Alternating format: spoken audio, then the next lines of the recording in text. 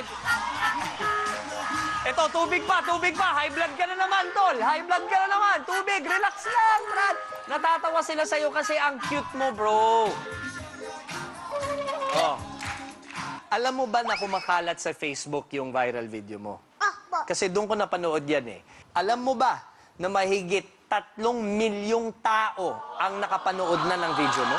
Ang dami nun! Okay, papakita ko lang sa mga kapamilya natin hindi nakapanood ng viral video mo, okay? Apa. Oh, sige, eto na ha. Panoorin nyo to.